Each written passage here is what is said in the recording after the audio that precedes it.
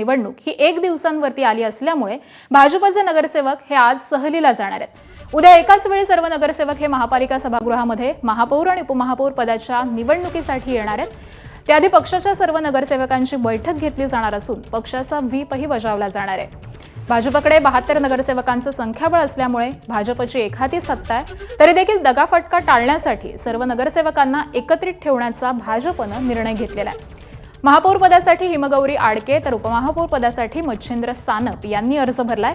महापौर पदासाठी ठाकरेंच्या शिवसेनेनं तर उपमहापौर पदासाठी शिंदेंच्या शिवसेनेनं अर्ज दाखल केलेले असल्यामुळे बिनविरोध निवडणूक करण्याचं भाजपचं स्वप्न हे पूर्ण होणार का याकडे आता लक्ष असेल।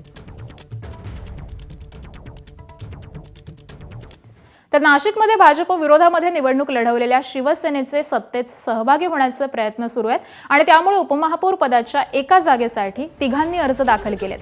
तर पक्षाचे मुख्य नेते एकनाथ शिंदे यांनी केवळ विलास शिंदे यांनीच अर्ज भरण्याचे आदेश दिलेले होते असा दावा अजय बोरस्ते यांनी केलाय। आता उर्वरित दोघांवरती पक्षशिस्त डावलल्याप्रकरणी कारवाई करण्याचा इशारा हा गटनेत्यांनी दिलेला आहे।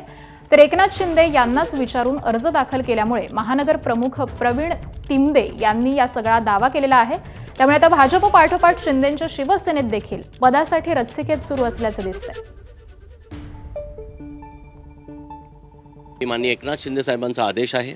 इव्हन त्यावेळेस जे आमचे पदाधिकारी होते त्यांना पण मी शिंदे साहेबांच्या पीएसला फोन लावून दिला। त्यांनी सांगितलं की हो आपल्याला फक्त विलास शिंदे यांचाच अर्ज भरायचा आहे, परंतु काही सदस्यांनी सांगितलं की आम्ही साहेबांशी बोललो आहोत आणि आम्हाला साहेबांनी अर्ज भरायला लावला आहे। तर त्यामुळे आणि तिथे वेळ कमी असल्यामुळे त्यांनी अर्ज भरला, परंतु हे खरं आहे की अशा पद्धतीचा आदेश जो होता तो फक्त विलास शिंदेंसाठीच होता।